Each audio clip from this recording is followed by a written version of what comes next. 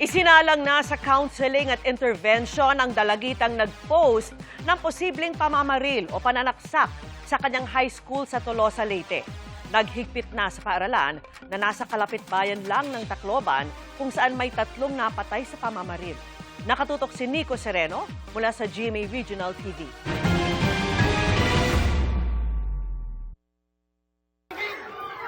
Isang araw lang matapos ang pamamaril sa isang paaralan sa Tacloban City, nang ipost naman online ang babalang may mangyayari umanong pamamaril o pananaksak sa Tolosa National High School sa kalapit bayan na Tolosa, Leyte.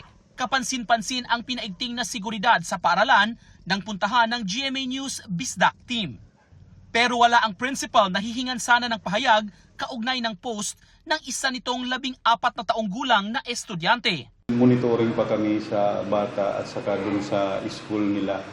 Palagi po kaming may dinideploy doon na mga pulis. Mayroon naman silang mga security guard dun sa school at saka tumutulong din yung mga barangay tanod para ma-prevent natin kung ano man may mga krimen. Isinalang na ang dalagitang nag-post ng banta sa Counseling at Intervention ng Municipal Social Welfare and Development Office o MSWDO. Sa pagsusuri ng psychiatrist ay nalamang may iniindang problema ang dalagita na gumawa pa ng ibang social media account para sa post.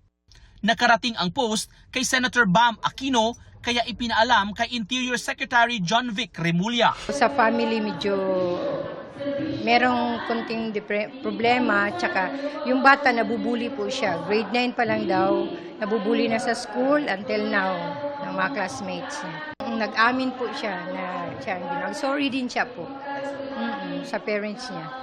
Rekomendasyon ng social worker, huwag munang ibalik sa face-to-face class ang dalagita at isa sa ilalim muna sa modular learning.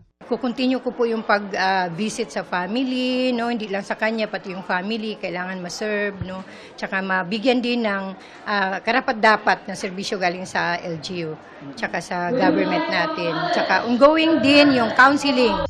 Nangako naman ang munisipyo na tutulong sa pag-agapay sa estudyante. Hindi lang hanggang doon lang, so up to the last day na siya itong bata, makarecover na.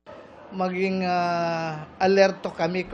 Abiso ng pulis, maging mapanuri sa mga social media posts. Huwag tayong magbibigay or magpo-post ng mga hindi makakatulong. Di ba may kasabihan na tayo na think before you click.